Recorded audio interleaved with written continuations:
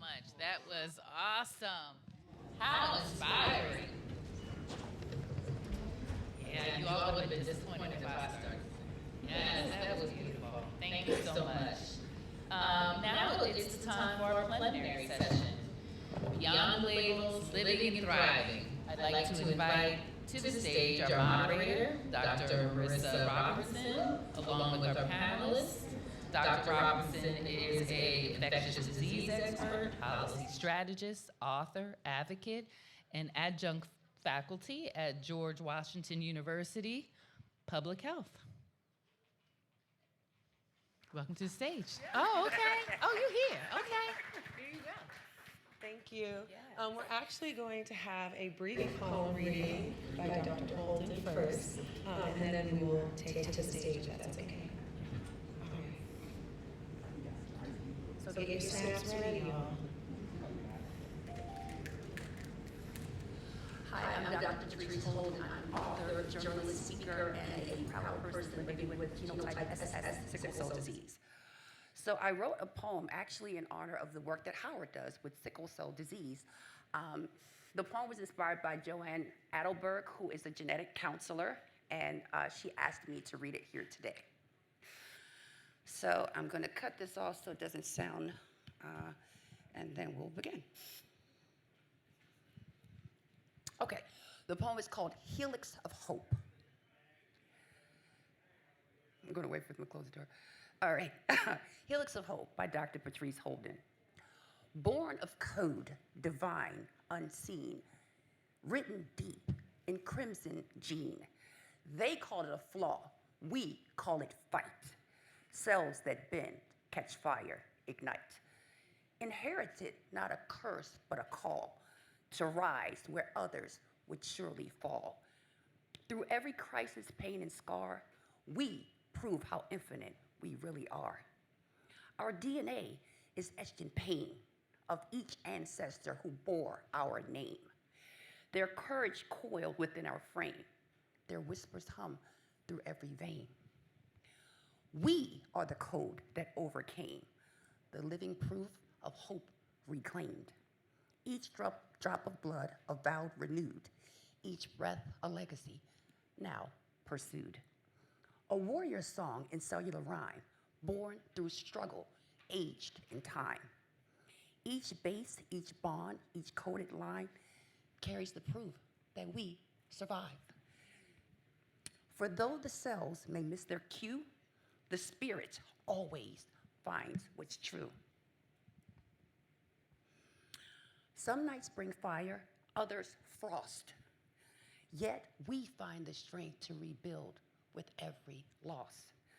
We learn the art of breathing slow, of trusting what physicians doubt, but our veins well know. Not broken blood, but sacred sign that life, though tested, still aligns. If DNA is life's first code, then ours was built for heavy loads. A sequence shaped by faith and flame, rewriting hurt, reworking shame. Together, we compiled the cure. Connections like these help the pain endure. Our bodies write in rhythmic strain, resilience pulsing through every vein. We share this code, we also share its cost, for that which is found is never truly lost. Thank you.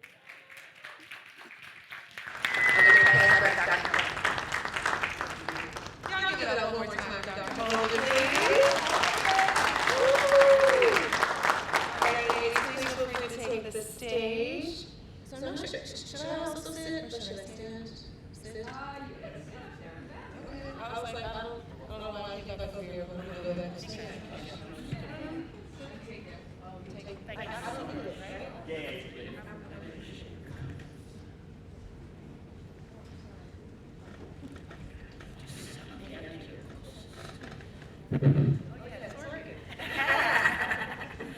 Well, welcome, ladies.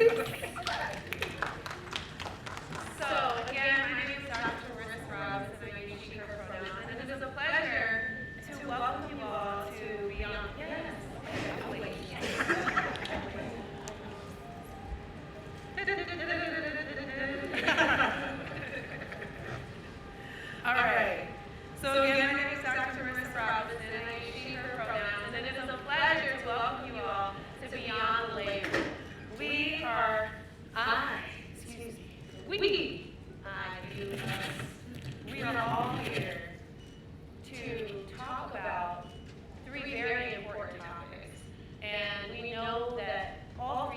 would disproportionately impact Black and brown communities. And as an infectious disease researcher, advocate, partner in crime, and a co-conspirator, I am so privileged to share the stage with you three wonderful sheroes amongst us this morning. So can we give them another round of applause?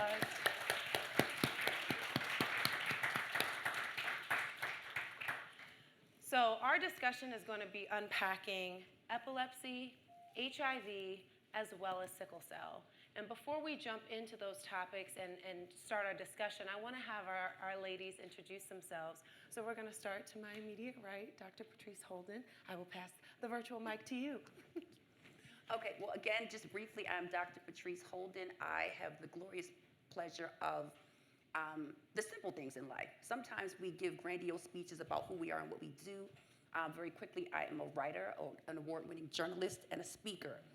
But really, I am a woman at heart who has felt unseen, unheard, and misunderstood my entire life. Moving into adulthood, I had to re-identify who I was in order to have any sort of identity, because when you're born with something or you acquire something, your identity is fused into the way you're treated and the way others perceive you. So right now, I'm a woman who lives with sickle cell disease, who has the glorious privilege of living independently. My car's outside, it's paid for. I'm debt-free. And I make a living through words, writing, speaking, and inspiring people, and that is a win. Amen. Amen. Thank you, Dr. Holden. So next we have the incomparable Miss Tori Cooper. Take it away, ma'am. Good morning. My name is Tori Cooper. Hey, I heard a couple of hays in a row. My name is Tori Cooper. I'm the Director of Strategic Outreach and Training at the Human Rights Campaign, 1640 Rhode Island, Northwest, right around the street. I have the distinct honor of also being currently using air quotes on the President's Advisory Council on HIV and AIDS. And you'll understand why I put it in air quotes later. And have just been someone who has, for many years, been fighting this scourge of HIV and making sure that equitable treatment options are there, equitable prevention options are there, and that we break stigma each and every time it rears its ugly head. Amen. Thank you, Ms. Tori Cooper. Hi. Yep, go ahead. Yep. I was like, I'm a lawyer, can you tell? right. Sorry. So I'm Allison Nickel. First of all, I want to, from the Epilepsy Foundation, I want to thank you and the organizers for having us here, the foundation, for the second year. People with epilepsy, as you'll hear this morning, do face an incredible amount of stigma and barriers to access to care. That is particularly true in the African American and Black communities, I'm sorry to say. I am not a person with epilepsy myself. I think that's important for people to know. But I run the Legal Defense Fund for the Epilepsy Foundation, and so I am really here to carry forward the stories of stigma and its close twin, discrimination, faced by people with epilepsy that I speak to every day. Stigma in our community manifests itself in many ways. There are still some faith communities that believe epilepsy is a spiritual disturbance, not a medical condition. And of course, that is obviously highly problematic. They face enormous discrimination in employment and interaction with police and other things you'll hear about. In my just former life, I'm a lifelong civil rights, disability rights lawyer. I spent 30 years at the Justice Department Civil Rights Division, enforcing the Americans with Disabilities Act and Section 504, which are the legal infrastructures that protect all of the categories that we're going to talk about today and more. So, Thank you. Can we give it up for our panelists? So, before we take a deeper dive, it's really important to kind of set the foundation, right? Because we can't go forward without talking about where we've come from.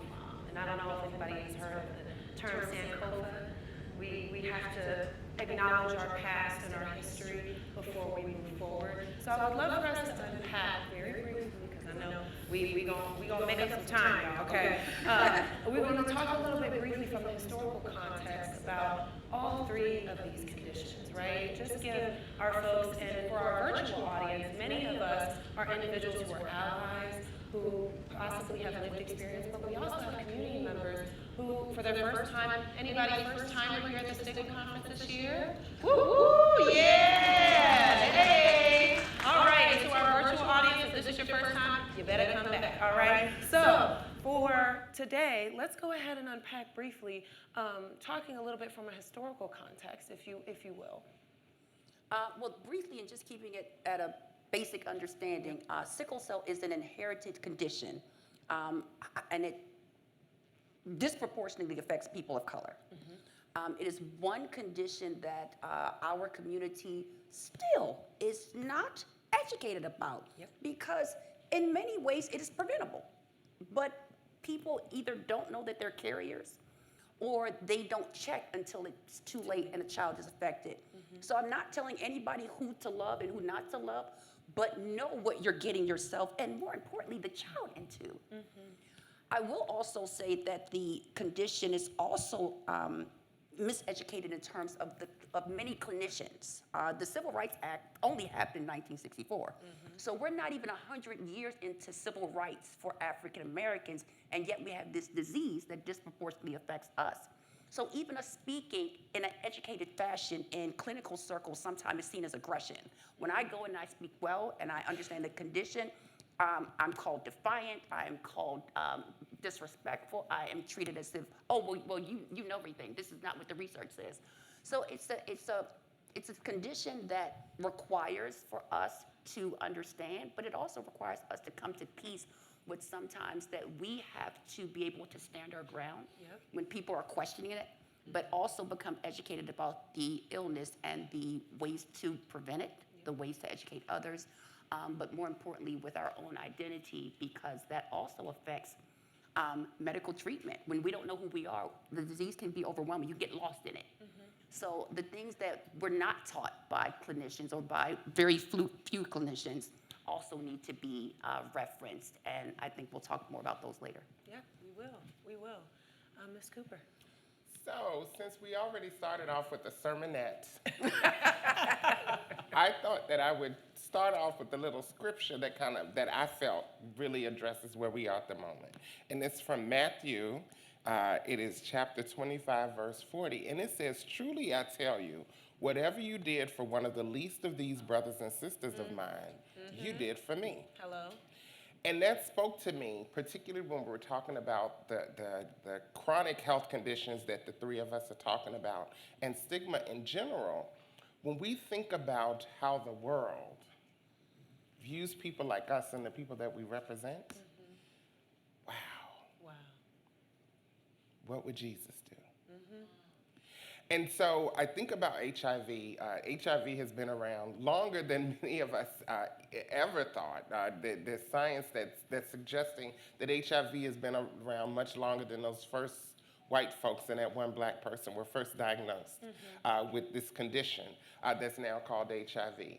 And as a woman of trans experience, I think it's also important that even from the very beginning, before it was documented, trans people were dying from HIV disease and disease related to AIDS, and nobody was talking about it.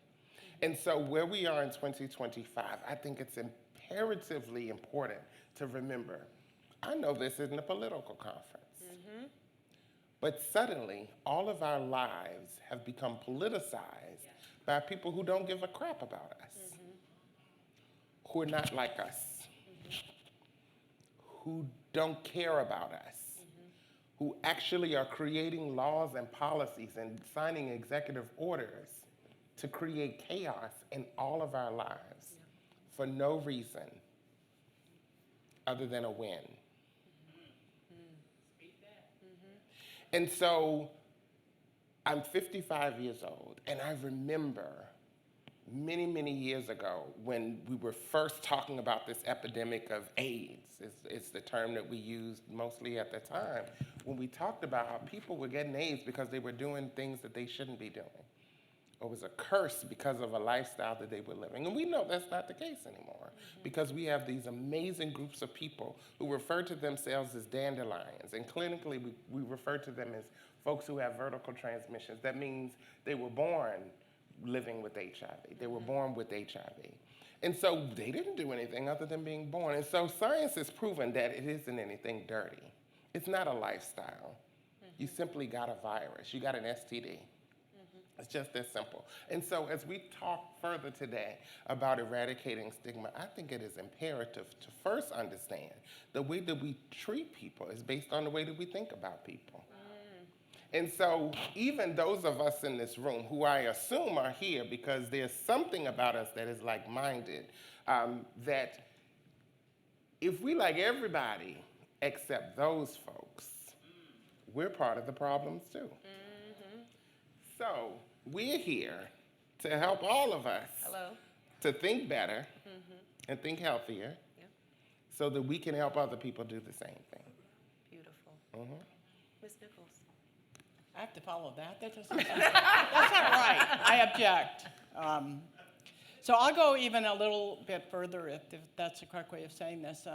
I think stigma kills. I think it should be on the death certificate of many people. Yeah. Stigma kills people in this country every single day.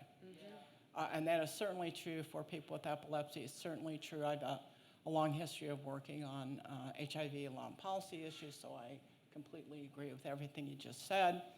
And I don't think we really understand the extent to which stigma does kill people. One of the things I brought with me today is I did want to read, because I am not a scientist, and you should all be very grateful for that. I want to read a little bit about epilepsy in the African American community. African Americans are disproportionately affected by epilepsy with higher diagnosis rates and a greater risk of something called sudden unexpected death in epilepsy, which I'll talk about in a minute, compared to white Americans. Factors contributing to these disparities include a higher likelihood of having long seizures. I don't know if science has identified the components of that within the African American community, but that fact of longer seizures leads to more emergency room visits, and of course that brings up challenges around equitable health care. So I think that's an important thing for people to know. I don't think a lot of people do know that. Sudden unexpected death from epilepsy is very similar to what happens to children, sudden death from children, except it's related to people with epilepsy and happens both to children and to people well into adulthood. And I think that's something else that doctors don't talk about to any community, including African American community. And I think that's sort of one of the important messages. I mean, historically, imagine being a person with epilepsy, in the 5th century. God doesn't like you. That's, live with that. God doesn't like you. He gave you this thing, right? And your faith community turns against you. Often your family turns against you. And in some communities, that really hasn't changed very much. So that's, talk about a stigma. And so I think historically people with epilepsy have been discriminated against in ways that are sort of unimaginable to people who don't have epilepsy, and I hear those stories every day. Tony Coelho, famous congressman, author of the Americans with Disabilities Act, was first turned away from his family and his family's faith community, and then he went to become a Catholic priest, and once they found out that he had epilepsy, they said, oh, no, God doesn't like that. You can't be a Catholic priest with epilepsy. And that was not that many years ago. And I think that the mythology around epilepsy is very persistent and kills people. So ultimately, all of these conditions are mutually important, right? And we're all here today to not just keep this information in a vacuum. All those online, we're not just watching this and then going to close our laptops. It is our duty as public health practitioners, clinicians, advocates, persons of lived experience. You have a PhD of your own lived experience. Did y'all know that? Well, you know it now. So it is our duties to take what we learned today and take it outside of this room. And so from a historical context, many of us may have known about these conditions, but you learned a little bit more from the historical context. And now I'd like to take a deeper dive into some of our questions. So we're going to start with Ms. Nichols. All right. So how do we approach our conditions in the workplace? So when we're talking about epilepsy, HIV, and sickle cell, how do we approach these conditions in the workplace? You know, that's a really important question, and I would say for my community, the epilepsy community, the number one form of discrimination that I hear about from them is in employment. Fortunately, in this country, we have a civil rights infrastructure that protects people with HIV, with epilepsy, with sickle cell, with a number of other medical conditions from discrimination in the workplace. So you don't have to disclose on a job application or during an interview that you have any kind of a medical condition. You don't have to answer questions around, are you on any medication? The Americans with Disabilities Act did away with kind of all of that overt type of discrimination. So it's much easier now within the bounds of the law to go from an applicant to an employee without having to reveal that you have a medical condition. That's a tough balance, right? Because one of the things that reduces stigma and dilutes discrimination is people being out about who they are in a full way, and that's healthy for them, it's healthy for society, and that's what dilutes stigma. The problem with employment is there's a lot at stake. It's not just income, it's often access to medical care. So what I tell people that is, you have to just be aware that there are risks in being out. You don't have to be out, and there are risks to that. I talk to people every day. I had a seizure, got fired, had a seizure, got fired. It's just not tolerated. And I'll build a little bit on what's happening within the federal government is the continual dismantling and erosion of the civil rights structure that's supposed to help people bring forward complaints. So you now, let's say you're discriminated against. I have to tell people they're going to wait 7 or 8 months to get an appointment with the Equal Employment Opportunity Commission just to talk to an intake person. So 8 months of unemployment, that's not sustainable for people. So you are going to move on and do something else. So the risks, I think, are even more heightened, even though we have these protections. They aren't necessarily manifest or made real in a particular situation. So I tell people use the reasonable accommodation process. If you have, if you're concerned about having a seizure at work and what's going to happen, use the reasonable accommodation process for that. And that's a confidential process, so everybody at work doesn't need to know your business. Thank you. Tori? So I'll approach it a little differently. Okay. Because I'm trans, and today is Transgender Day of Remembrance. So we're incredibly happy that we're dismantling stigma, and at the same time, some of us are sad because we're recognizing folks, trans and gender expansive people who've been lost to violence on the same day. Yes. And as the only trans person on the stage, I'm gonna make it my business to educate you all a little Come today. on. So who here has ever had a mammogram? You've had gender affirming care. By show of hands, who here has taken birth control? You have had gender affirming care. Who here has had a prostate exam or your testicles touched and told you to cough in a physical? You have had gender affirming care. And so when we talk about stigma, we have to talk about misinformation and disinformation because those are two things that are absolutely real and they promote stigma, like wildfires, like dried brush fuels fires. Yep. And so misinformation, I like to say, is when I told you something wrong. Doc, you want to go to the 7-Eleven, you go out, you make a right, and then you make another right, and it's 2 blocks down the street, when it's actually 3 blocks down the street. I wasn't trying to deceive you, I just made a mistake. That's misinformation. So disinformation is when you want to go to 7-Eleven and I send you to Safeway. Yep, there you go. Because I get a tax break at Safeway. And so misinformation is when I make a mistake. Disinformation is a willful intent to deceive. And so you're getting a lot of that, mostly disinformation now from the federal level down about what gender affirming care is, who trans people are, what HIV is, what vaccines are, and I could go down the list. And so it is imperative, I'm going to use that word several times today, it is incredibly important that all of us understand each and every time that we are faced with misinformation and disinformation that we immediately, I use the term that we, in my hood, that says you elbow them in their throat. I don't encourage you to do that.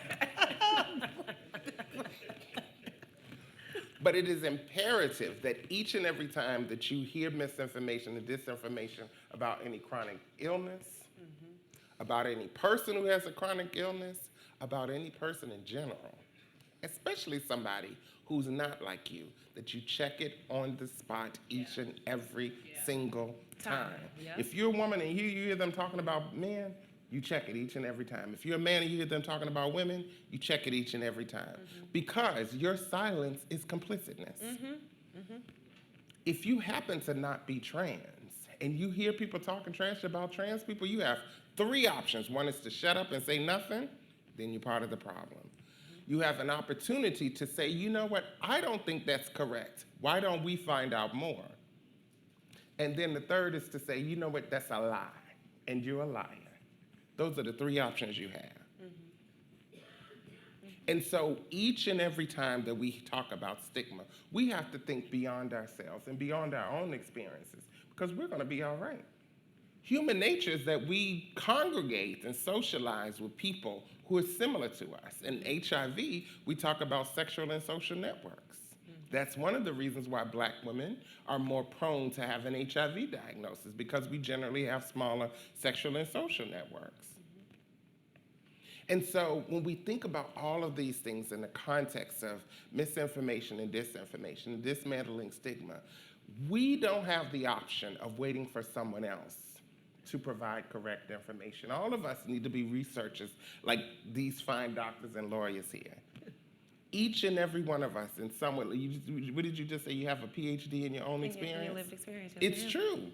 Each and every one of us has a responsibility, and it is exhausting. We make it clear it is exhausting being a trans woman, always talking about trans people, because some of us just want to live. And we just want to pay our taxes, because trans people, we pay taxes. And we just want to buy our groceries and eat green vegetables and go on vacations and all those other kind of things. And so, but it is imperative that until we get to a point, and I don't foresee it happening in the next 4 years, but when we get to a point that we can relax a little, we're not there right now. As a matter of fact, it's just the opposite. You don't have to be a Christian to believe in the words of Christ or in the Bible. It is imperative, there's that word again, that each of us understands that there are people who have different experiences that we do, and it doesn't make us more right or them wrong. That's what truly what stigma reduction is. Thank you. Dr. Holden. Okay, so I'm going to circle back around to the question. I'm going to cover it, I think, for all of us. Good. No, you've been on fire. Don't even worry about it. Okay. Okay, girl. I go off on tangent. It's all. That's why we up here together. Right. Okay, and it all blends seamlessly.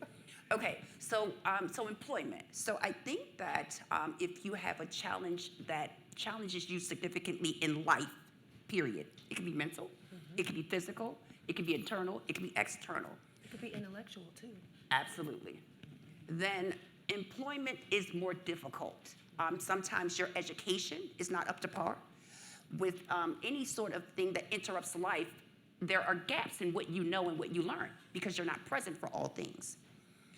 So I think that employment is affected in 2 ways. I think it's affected internally because you don't feel as capable.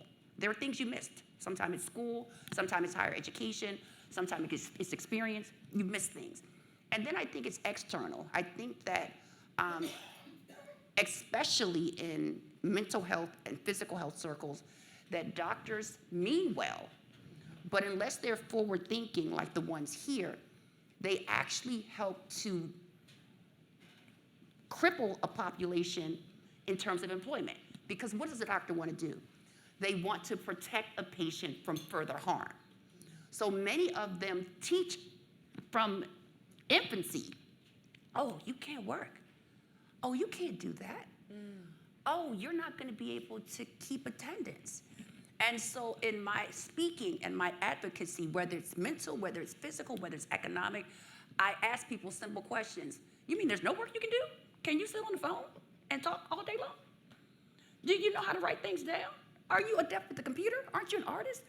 And it gets people thinking, there's no work you can do?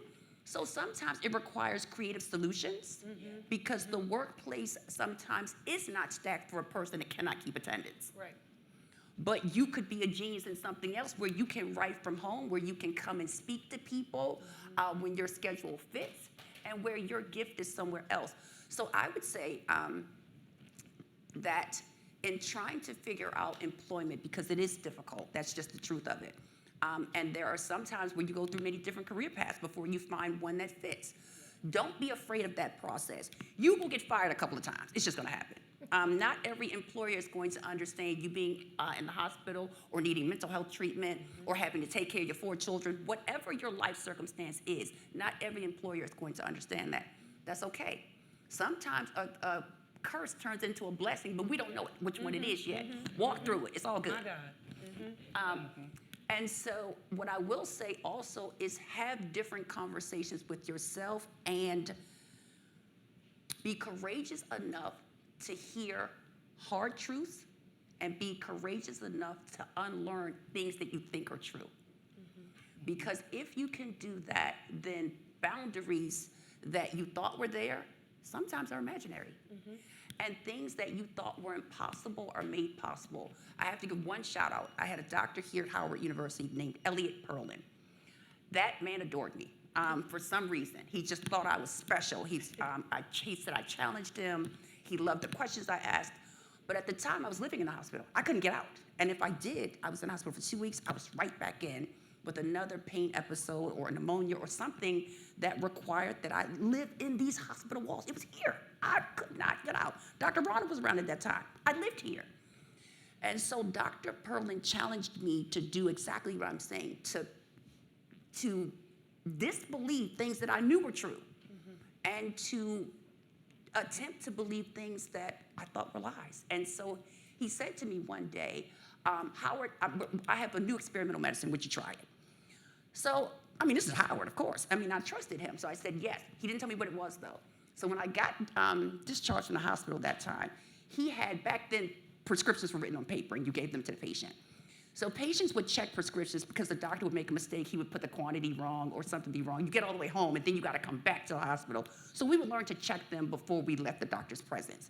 So I'm checking the prescriptions for mistakes, and I see on the last prescription page, there's no medicine. He wrote bullet points. There were 6 bullet points. I only remember 5, and they were like, find a job, learn a hobby, go back to school, get some friends that are not hospital-based, volunteer.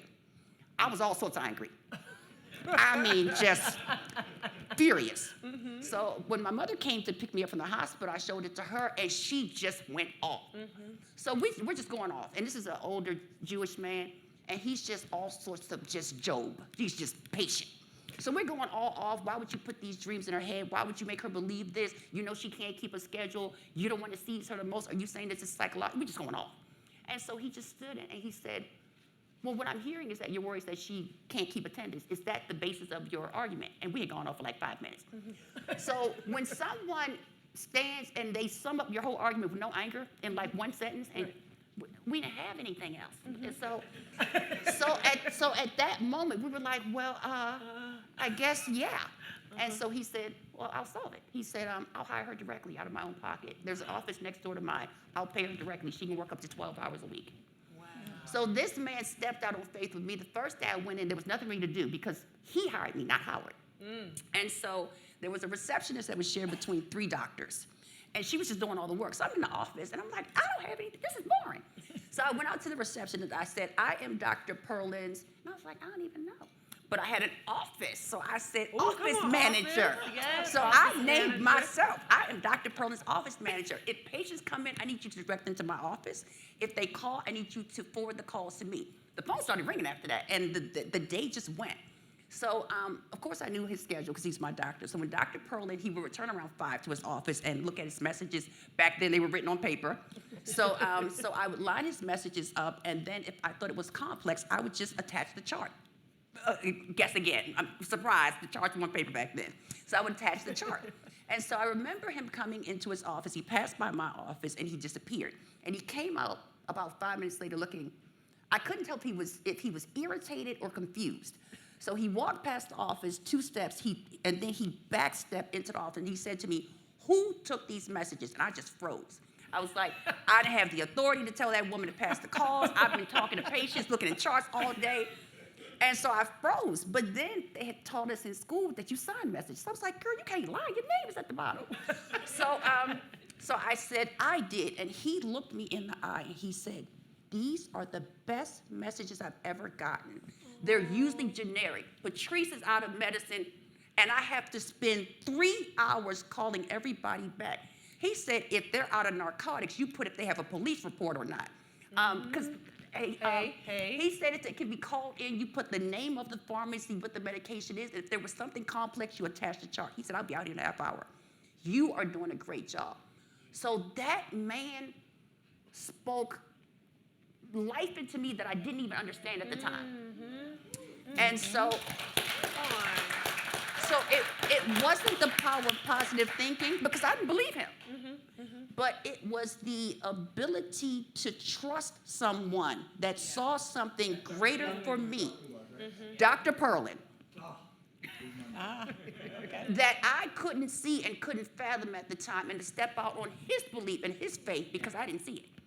And so I went in the hospital shortly afterward, and this time I was antsy. I got to go. I don't care what y'all need to do. I ain't got 2 weeks to be here this time. I know pneumonia's a 7-day treatment. What can I do at home? I got to go. So I was out in 3 days. And so after about 6 months, I wasn't in the hospital anymore. And so he said, "You're ready." And I went and got a job with full benefits. Come on. Working for, at the time, Arlington Hospital Center. Yes. So in summary, whatever your challenge, we all have them. People at home, people at work who are trying to sneak this in on your break, I've been that person, so I salute you. Be courageous enough to trust other people's faith and hear hard truths from people that love you, and be courageous enough to untell yourself lies that you believed forever.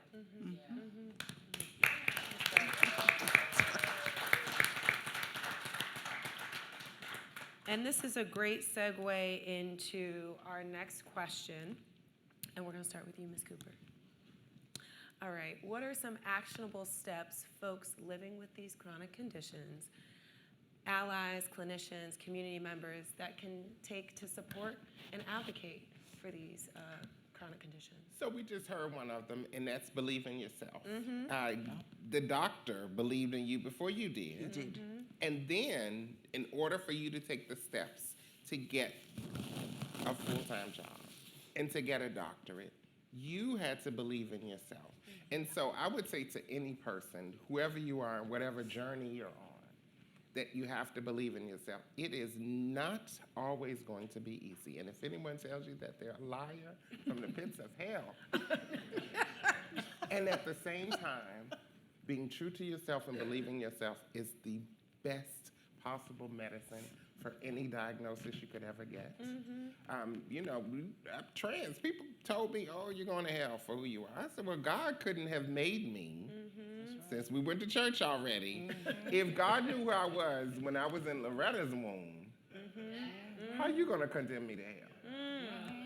That's right. And I don't say this often. I went to seminary. I didn't go to seminary to become a preacher. I went to seminary because I could take some free classes at Virginia Union. Okay.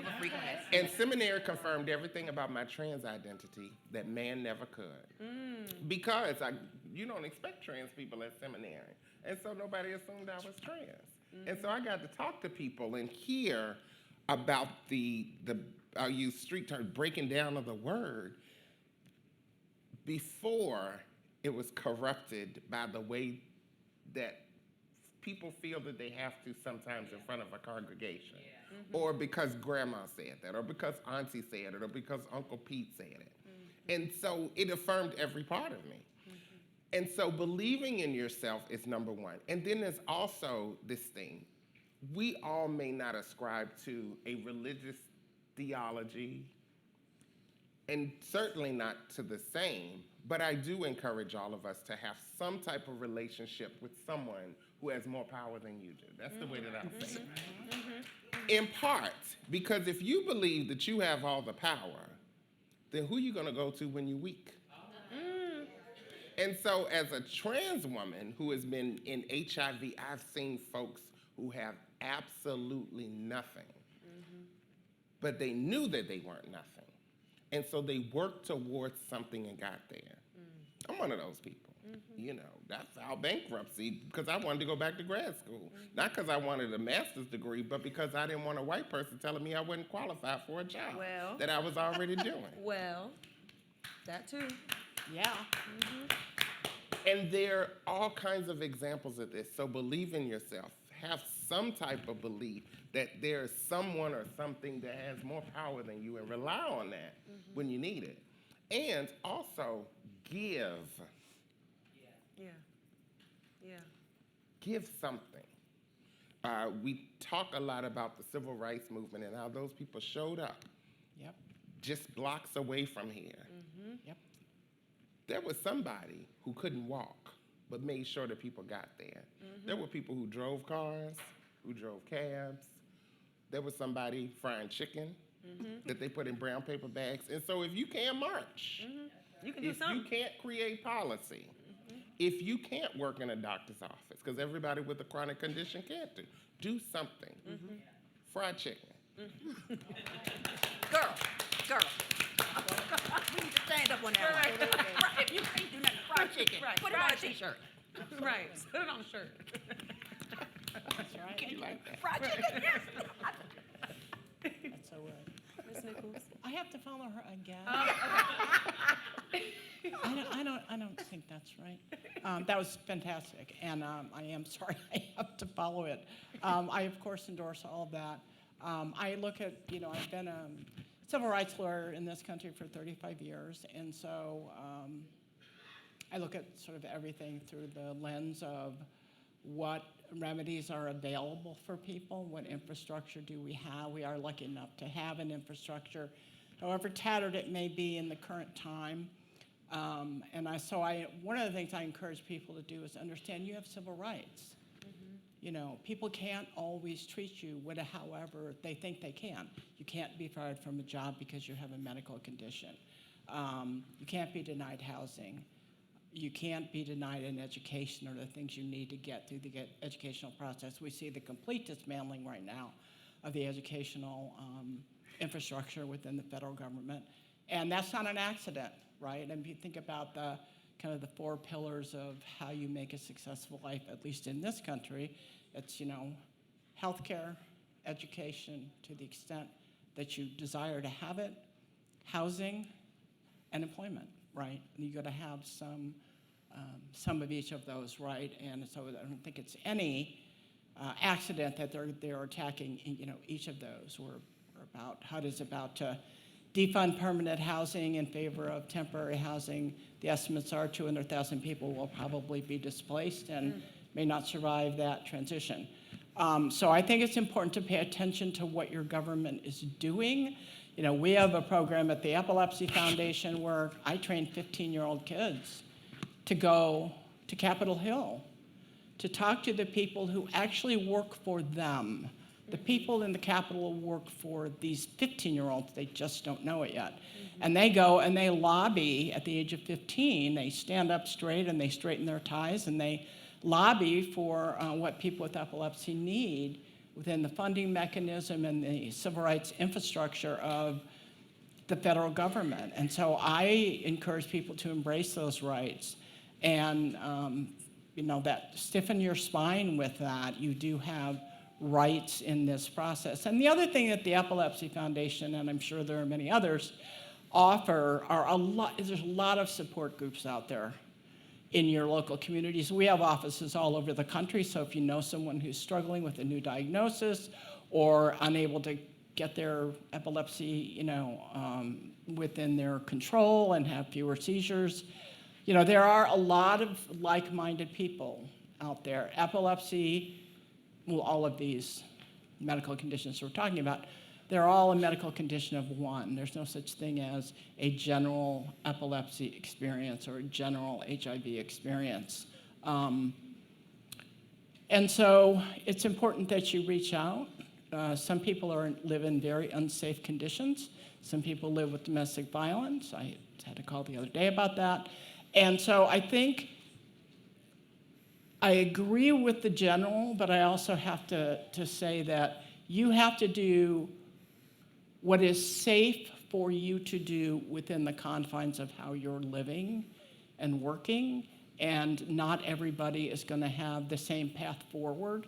So I try to give people a range of paths forward with whatever their situation is, so that I can make a match between what their situation is and how, in that individual situation, they can find a path forward, whether it's finding new housing, resisting employment discrimination, advocating for the rights at the state and federal level. So I think it's very individual. I really encourage people to understand being safe is the most important thing, and that is not the same for everybody.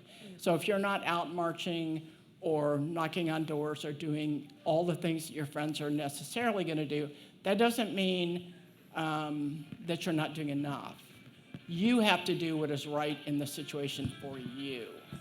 And I'll stop there. May I add one thing real quick? I love that. And I will also add that when you can, be the safe space for people. One of my very best friends has epilepsy, and sometimes they'll go years without having any type of seizure, and sometimes it might be days or hours between seizures. And so it's imperative that all of us in our friend group knows how to spot when we can, when one is coming on, and to know what to do when that happens. And interesting enough, her son has sickle cell. Oh, interesting. So I think I believe everything is God. And so I think that's totally appropriate. And so knowing when and how to help someone or be a safe space for someone when they're having an episode, I think is also important. And so, yes, find yourself in safe positions, and also, when you can, be the safe space for other people as well. Absolutely. Dr. Holden, did you want to add anything? Okay, well, I'm brilliant and non-brilliant at the same time.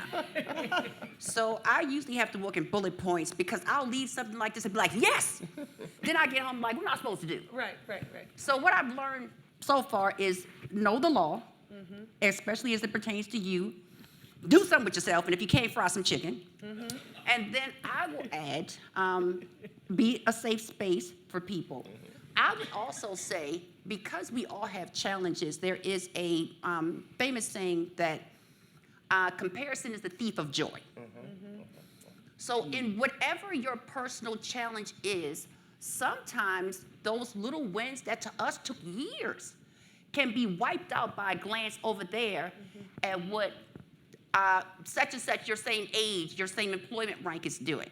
They're wiped out, and you go right back to that place of feeling, Imposter syndrome. yeah, just worthless, or just your power's gone. So if you know that it took you years to get that certificate with them 3 classes from the community college, you celebrate that like you just walked across the stage at a Ivy League university, because for you, you did. It took years for me to get out of community college, and it kept going back. So when I finally walked across the stage, they erupted. They were like, this woman been here about 6 to 10 years collectively. But I kept going back. So celebrate the wins. I would also add that sometimes family is the family that you make. Sometimes the safe space for us isn't the space that we were born into. So there is a tribe for every person, but it takes work from you to go find your peoples, to go find that tribe. I used to tell my mother, well, go where you are, and this is also a famous saying, go where you are celebrated, not tolerated. Yes. We are celebrated Yes. here, not tolerated. So find your village where you are celebrated, because you know, there's some, when I go into room, people are like, Dr. Holden, girl, hey girl. So it's a celebration, but I had to search for that village, and I also had to become a person who could give back to the village, because for many decades, the village only gave to me until Dr. Perlin came along and said, I need you out there. I need you out there.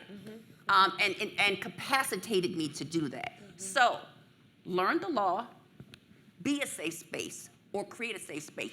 Find your village. Believe in something higher than you. Yeah. And do not let your progress or lack thereof be measured by other people. I now am the founder of The Language Key. It's a full-time communications consultancy business. So I'm now a communications expert. But when I go to women's conferences, it's like, oh, such and such made $1 million. She just opened her second location. And sometimes I kind of go within, like, oh, man. But then I remember, girl, a bunch of us are still in the hospital. My sister died at 16. Dr. Rona was her doctor. Some of us have committed suicide. Some of us are so overwhelmed by the illness until we cannot function. And you are out there keeping appointments, not in the hospital, and living independently with a smile on your face all the time. So then I gather myself, like as our grandmother used to say, I gather myself. And I count what the wins are for me, which may be disproportionate to everybody else, but considering where I came from, who's winning? You. Girl, give it to me. I'm get over here too. And that's what I would add. Thank you. So we wanted to open questions to the audience, but before we do so, I just want to also add that as researchers and clinicians, sometimes our degrees and the years of experience and training that we have and the research that we have done, sometimes we turn a blind eye. Sometimes our bedside manner could be better. Sometimes we use stigmatizing language that we don't even realize we're doing it. And I am an adjunct professor at GW, and I was just telling my doctoral students that the word and term resilient, we use it so often in healthcare, in medicine, in science, and in epidemiology. And quite candidly, it's gaslighting the people that we're talking about. And instead, we need to reverse how we're talking about resiliency and actually stand up to the systems of oppression and those that impact, and those lives who are impacted by those systematic oppression that we see each and every day. And for those that are living with chronic conditions, those that may acquire a chronic condition in the future. We don't know where healthcare will go in the next 3 years, right? We haven't even made it to a year, and so many of the things that we have relied on, the systems of care, those that we love, the programs, we have seen things stripped away faster than you can sneeze. And so it is our duty to not bow down, to not feel inadequate, because we are all stronger together than we could ever be apart. And I think today's example and conversation cannot stay in this room. I said, everybody in here has a PhD of their own lived experience, okay? So everyone's homework assignment is to go out and spread this information to try to break down stigma. And the only way we can do that is normalizing these behaviors. Have these conversations at Thanksgiving next week. I guarantee there will be some dialogue at these tables. I know we don't like to get political at Thanksgiving. You don't. Oh, sorry, excuse me. Exactly. Yes, because I'll get on my soapbox and they'll be like, all right, that's enough. Go ahead and sit down with your stuffing before it gets thrown across the table. But again, Thanksgiving is a time for many families to get together with family members that you haven't seen, that maybe just had a baby, or you just had a significant loss in the family. So coming together at whatever table that is. It might not be with your blood family, it might be with the family that you chose, right? But whatever community that is, I challenge us all to take these messages and share them outwardly and be that person, be that safe space, be that advocate, and do your part, because all of us together can do much more than we can apart. So, questions? I have one thing to add. Oh, yeah, go ahead. Okay. All right. So talking about safe spaces, because I have just tirelessly advocated after I was advocated for the sickle cell community, I am asking everyone here and also the people who are watching virtually, I am a proud facilitator of a support group for people with, it's for people with sickle cell disease and people who walk adjacent, whether it's a caregiver, whether it's a family member, whether you just casually want to know about the disease. So tonight, we are hosting a free session. It is virtual, it's on Zoom. Okay. But we are doing music, arts therapy, healing through rap, rhythm, and storytelling. Oh, yeah. You can join for free, and this is interactive. We are going to have a good time this evening. So I would ask if you all, again, it's free on Zoom. It's 6 o'clock Eastern Standard Time, but you can join from anywhere. For those who aren't computer savvy, you can join from a smartphone. So if you would please go to the website, it's easy. It's www.somebodytotalkto.com. Somebody to talk to, because many of us don't have somebody to talk to. Mm-hmm. When you get to the website, it'll say sessions or events. Just hit the link and you'll see SCD events, and that's where you'll find our session. Please join us tonight. We are going to have a ball, I guarantee it. Thank you. Questions? Yes. Oh, 1 second. We're going to get you a microphone so the audience can hear you. Hi, panelists. My name is Hannah, and I'm a senior nursing major at Bowie State University, and I also work as a student nurse on a med-surg dialysis floor. And I just wanted to shout out that we have social worker, med students, and nursing students in the audience right now. Mm-hmm. Now, what would you like us almost new to practice professionals know when we're caring for clients with any of these conditions? And how could you could you please give us some strategies for advocating for the well-being of our clients in the face of discrimination? So I would first offer that perhaps as part of a curriculum for any major, but especially for nurses, because nurses are so important to care, that you take, facilitate, mandates, all the 8s that you can find, classes on internalized stigma and bias, because each of us has some. Everybody. And for people whose charge it is to take care of other people, when our internal biases take over, it can be life or death for someone. Yeah, that's right. And then I would say there is a wide-eyed enthusiasm that one has at the start of any career path. It gets stomped out in fields that require a high emotional output. So I do advocacy work. So what I would say to you is find ways to replenish yourself and ways to disconnect from work so that you can stay connected at work. And so what does that mean? For me, as a sickle cell patient, I think for most of us with illnesses, epilepsy included, nurses are our front line. Doctors don't understand us 80% of the time. Those nurses are the go-between because they're the ones that sit with us in those quiet, difficult moments. They're the ones that keep coming in the room and seeing that the pain is still etched across our face. So they are the ones who quietly know which doctor is going to do which things, and sometimes they'll advise us, or other times they just stand in the gap and they keep saying certain things. No, I think this patient needs this. Sometimes they're ignored, but many times, even if they are, the fact that we know you're standing in the gap with us is just life affirming. The medical system, I think just visually, when you're in a bed looking the worst you've ever looked, you're in a gown that has you half naked, either from the back or the front, you're half naked. And then the doctors come in these white coats and they're literally standing above you. And then they don't come by themselves. They come in a flock. Right. The lack of empowerment and the 6-year-old child that you convert into, regardless of what your accolades are, is psychologically traumatizing over a lifetime of having the same experience over and over again. Yeah. Nurses get that. Doctors, for some reason, many of them do not. Not everybody's a Dr. Rana.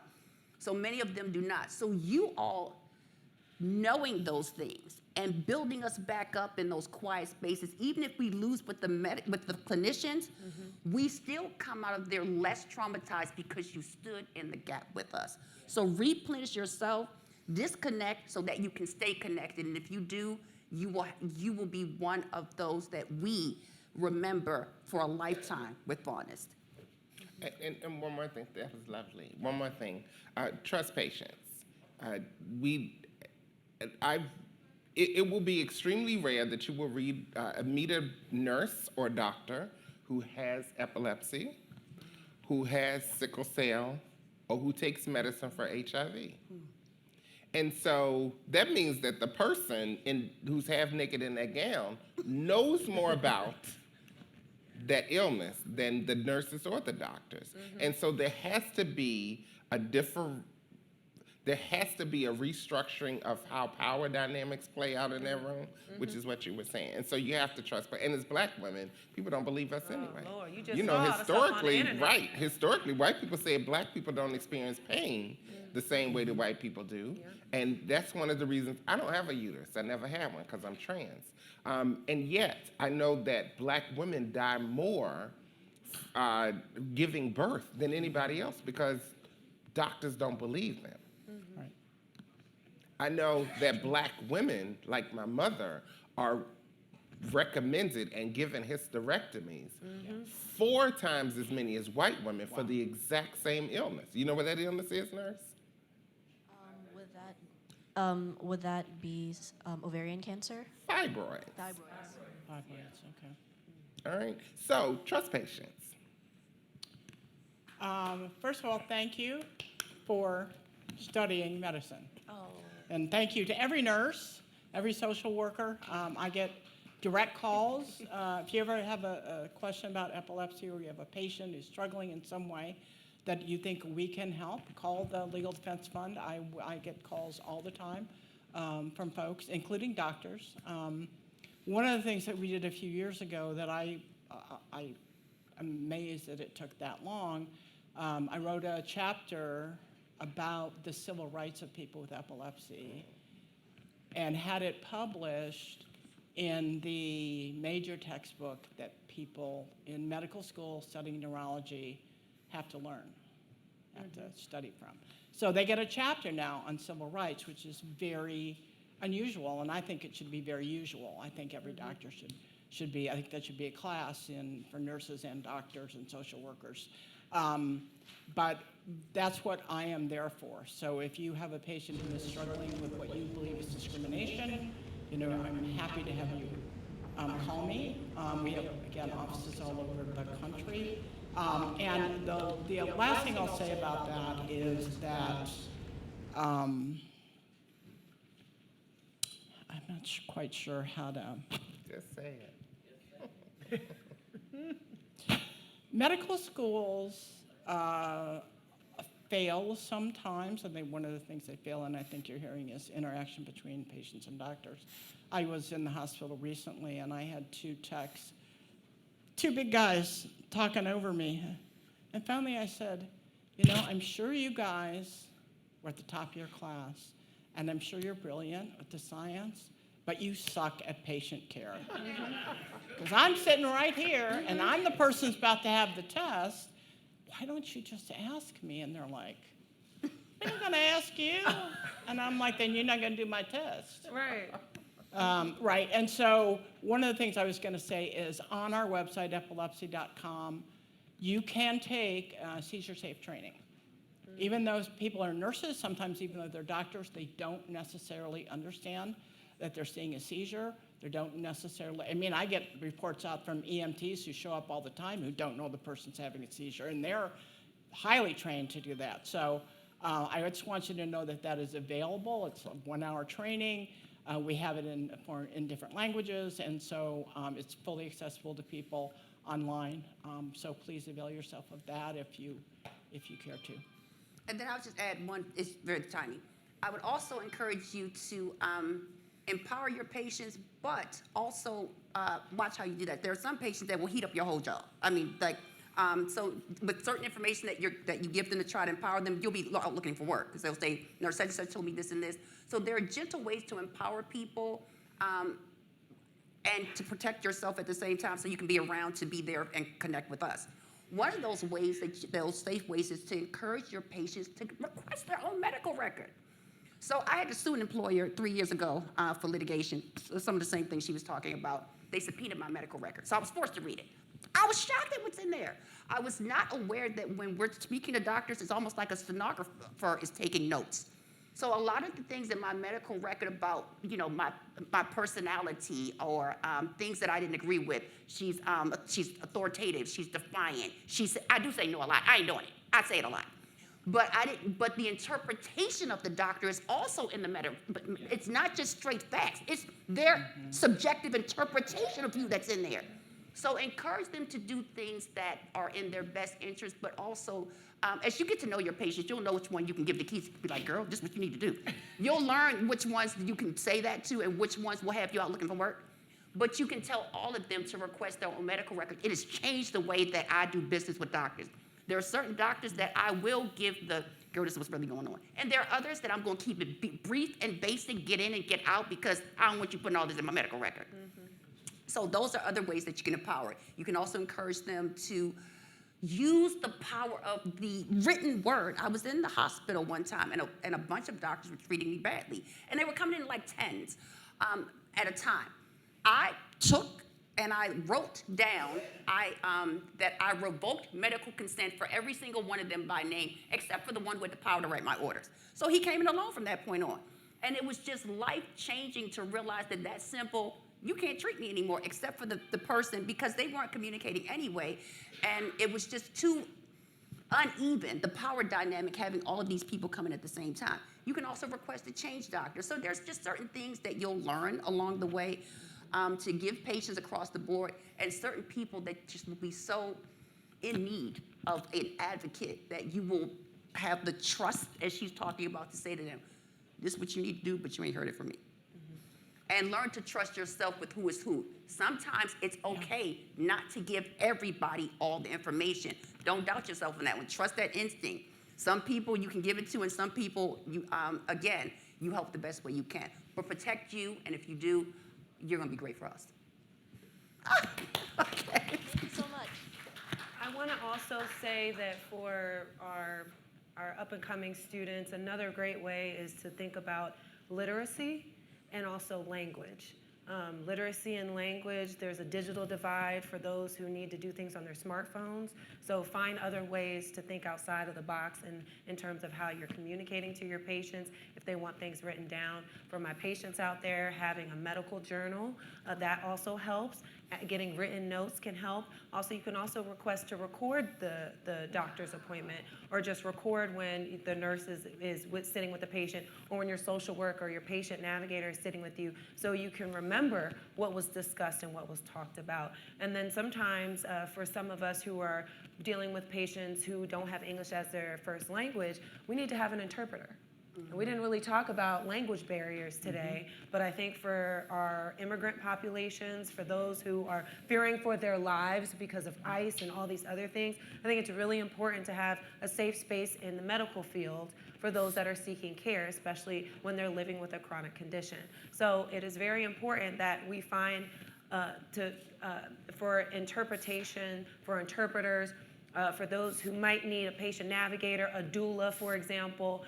These things should be options for our patients and be a part of their toolkit, and not when it's a life or death experience. And then I would say, to her point, interpret even for the people that speak English. Yeah. Because in my advocacy work, I have found that people will get discharged from the hospital with 3 different medications with 3 different time schedules. Take this one 3 times a day. Take this one at noon and at midnight. Take this one PRN. And people don't know how to balance those things. So some kind nurses will make a little chart. My mother was in her 70s, had stage 4 ovarian cancer for 7 years. And so sometimes they would make a little chart. Most of the time I would do it. Or they would explain to her, okay, these 2 can be coupled together, so just take these 2 at 12 o'clock. But interpret even for them, because people will look at you and say, okay, they will not know how to take those medications, and they'll come back and they'll all be gone, and then that's an adverse, reaction with the doctor. But those are little things that you also can do to help. Yeah. Any other questions? Yes. Hi, everyone. Thank you so much, panelists. You were just talking about Thanksgiving dinner and having conversations with family, with friends. One of the biggest challenges that we have today is that those conversations around stigma and labels, they're happening increasingly in polarized spaces. With DEE, diversity, equity, inclusion being discouraged in many institutions around the country, people who agree with us, they tend to cluster together, and we form this kind of collective echo chamber. But for those that disagree with us, they can become increasingly harder to reach and get through to. So my question is, how do we bridge that gap? Bridge the gap with people that have fixed mindsets that are harder to convince or talk to. Any strategies or any effective communication tools that you feel could help? I know. I was like, there's So I will first, so are you a woman? Yes, I would first use that to say, to remind people of the folks who are anti-DEI are generally not us. They are white, cisgender, heterosexual-ish men until they get caught on Grindr, who are married of a certain socioeconomic status. They're the ones who are anti-DEI. It's not even their wives, it's them. And so remind them that the messages, the authors of the anti-DEI movement are against everybody that's not them. And that includes, I'm gonna also assume you're not white. I'm not. I'm Asian. Boom. So your family, by and large, are not part of the anti-DEI movement, even if they think they are. You have to remind them that when they say that they're against DEI, they're saying they're against you too, right? And you have to we have to remind, it is these white guys. Let me make it clear, because I don't want anybody to get the wrong. George and I have been friends for a long time. I am cool with white guys. A white guy used to approve my check, and every 2 weeks, it cleared. Every 2 weeks without fail. So I'm cool with white guys. And at the same time, we have to continually remind people that it is white, cisgender, heterosexual-ish men of a certain socioeconomic status who are saying they don't like everybody else. Diversity means everybody that's not white, cisgender, heterosexual, and a man. And cisgender. Equity means that billionaires should get the same thing that people who can't afford to buy a cup of coffee should get. Inclusion means just us and not everybody else. And so you have to remind people when they believe your family is wrong and you're right. You and your cousins, you all are right. And you should be fueled in your rightness. And learn ways to speak to people in ways that they get it more. Remind them that they have kids who happen to be girls. Remind them of the Aunt Pats. Sorry about that, audio people. Remind them that everybody has an Aunt Pat or an Uncle Pete in their family who you didn't quite know, who had a roommate for 30 years. Everybody. So remind them that you loved Aunt Pat or Uncle Pete. And that these are the people and us that they're saying that they hate and they want to get rid of. So I have an additional view. Were you finished? I don't want to. No, go ahead. I'm gonna step in 1 second here. Your panel is finished. However, our speaker is running late. Oh, great. So Give us the weight. you're welcome to continue a few minutes, but as soon as she arrives. All right. Okay. So I agree with all that, and I don't give two hoots about hearts and minds anymore. I've been doing this for 35 years. I know who these people are, and you are never going to convince them to be better than they are. It's not going to happen. Wow. I mean, maybe somebody in your family can be brought over, but my long experience with this is that those are fixed, and they're not going to become unfixed, right? They just seem to become harder over time. So I don't care if I capture your heart and mind. I don't give two hoots about that. Here are the rules. You need to follow them. That's why we have them. Okay, that's my view, based on my own experience as a civil rights lawyer. In addition to which, I would say You know, in the current environment, again, I think you have to make sure that you're speaking in a space that's, you know, safe to you, not just physically, but, you know, if you argue with an idiot for an hour, what's going to happen is you're going to be really upset, and they're still going to be an idiot. And so why are you spending your time and your energy in that effort when you could be spending that time supporting someone who's on your side? Look, I say this all the time. You can't take DEI and stigma and discrimination and turn it into something else by gluing a copy of the cover of the Bible on top of it, okay? Look at this room. You cannot eliminate diversity. It's not possible to do that. And so I just have to limit my energy to, I don't care about your height or mine. Talk to your preacher. Here are the rules. You got to follow them. I say so. I'm a lawyer. And if not, I'm going to sue you and take all your money. And I'm done. You know, I also don't believe that for most of us, we have the ability to make people change their minds. What I think we do is we have to take every opportunity to help them make the most informed decisions. And so when people who are anti-DEI go on about how they're being left out, remind them that they're not. You know, we're a bunch of privileged folks. I don't know everybody's situation but we are 4 privileged people talking about chronic health conditions. And in every family, there are people like us who fight every single day for folks who aren't as privileged as we do.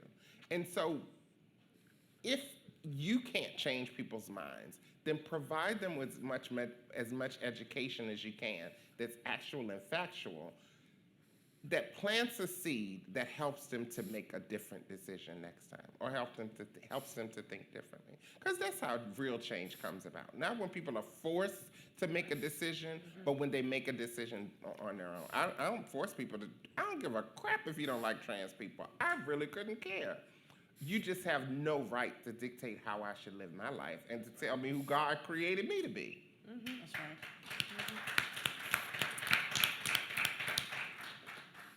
They covered it. Okay. I'm just gonna put them up and say, agreed. Yes. Okay. Any other questions? Is the speaker here? Patty? Yay for DC traffic today. Let's Yeah, go. right. Let's go. Let's get it. Well, Oh, this gentleman has a question with the, Oh. is the speaker here? who has a question? The gentleman in the Kofi. Oh, right here. Was it you, sir? Yeah. I thought so. Okay. Peace and greetings to you all. Thank you so much. I've learned so much from you all. So I'm a medical provider, and I used to work at Andromeda Transcultural Center. I also did some work with Erling Budd and Ruby Cardavo. Wow. Yes. Yeah, so I learned a lot from the trans community. I'm not from that community. And I know that you said that you're an adjunct professor. I was an adjunct professor here. I think that our medical education, as we understand it, is woefully lacking in terms of how to treat people. Yep. We're taught, you know, all of the, you know, pathophysiology, and we can go through Krebs cycle and all this pharmacokinetics and great stuff, but we're woefully ignorant in how to treat people. And I want to quote one of the past people who I knew, who said, "Nobody gives a damn how much you know until they know how much you care." And I think we need to be taught how to care. I don't know what we can do in higher education. I remember as a student being admonished by the chief residents and the attendings when I tried to get to know my patients, asked them things like, well, where do you live? Or why don't you take your medication? Only to find out that they were homeless. And then certain medications like Calatra, which was in a gel cap. Yes. And one of my patients brought me his medication, and he said, "Doc, look," and it had melted because he was homeless and he had it. He lived in his car. And it had to be refrigerated. Exactly, refrigerated, yeah. exactly. And he brought me this gob of gel, and all of a month's supply of medication had melted. And then I had to work with ADAP to try to get him a new supply. Yeah. But I don't know what we can do in terms of trying to work with the government and within the law to try to Yeah. educate our students and the community about how to truly take care of people. But it was more of a statement. It really wasn't a question. But thank you all so much for educating me. Well, that's good, but what you just said, I think, is what you do. Just do it. Yeah. Yeah. As a person who provides education to the future leaders of the world, and certainly of the country and at this level, teach and practice cultural humility. You know, two of the tenets of cultural humility, there are three tenets, but the two that I really, really hold, one is the acknowledgement that I don't know everything. Yes. And the other is the commitment to, and that's critical self-reflection is what that is. But there's also a commitment to lifelong learning, meaning I don't know everything. I do know a lot, and I can learn more. And so when we go in and we teach people, using the knowledge that we have, making sure that, hey, I'm giving you all of this information, all of these tools, and you can still learn more. You can still learn how to talk to people. You can still understand that homelessness and being unhoused looks very different for a lot of people, that mental illness is real, that there are people living with chronic health conditions, you just don't know it, you know? And so and there are people who have lived experiences that are different than yours, and that's okay. And then very quickly, I will add that you can teach it, even if you can't do it at the government level. So I've had to retrain all my clinicians, every one of them. So what I say to them is that psychology most often is more important than physiology. If they don't understand me, they can't treat me. So that has changed our conversations. Our conversations in the medical environment used to look like, okay, Dr. Holden, you know, vital signs are this, we need you to take this test. Your hemoglobin came back as this is low, here are your prescriptions, goodbye. Our conversations have changed now. They ask me about my speaking. They ask me, where have I traveled to lately? Because they know if any one of those things is interrupted, there's a problem, health-wise. They understand the importance of these things to me, so the conversation has changed. A apothecary once told me, if healing is not the conversation, then better health isn't the mission. So changing the conversation, when we go, my doctor and I are doing what we're doing. We're high-fiving, we're laughing. I'm showing her pictures from me just coming back from California or me speaking somewhere. The conversation has completely changed, and sometimes we leave and it's a party and we didn't discuss anything medical, but she now understands, for me, that's medicine. So if you teach them to get to understand the psychology of the patients, the other things will fall in line. And we can talk after. Yes, We I'm got available. this. Absolutely. Well, we are way over time, but Absolutely. we appreciate your time and attention. Can we give it up for our wonderful panelists? Okay, and can we pose for a picture with And can all we of pose us for look a in the same picture? direction? Oh, okay. Come on. Okay, because we know how those. This was outstanding. You folks are awesome. I learned so much from you.